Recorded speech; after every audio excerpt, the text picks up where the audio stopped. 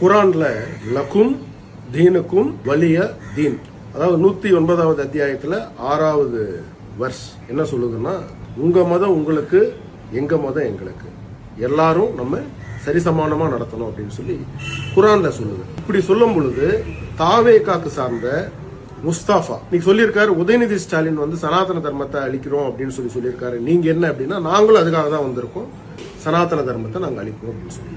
முதலமைச்சர் விஜய் அவர்கள் உடனடியாக இவர் மேல நடவடிக்கை எடுக்க வேண்டும். உங்களுக்கும் திமுகவுக்கும் என்ன டிஃபரன்ஸ்?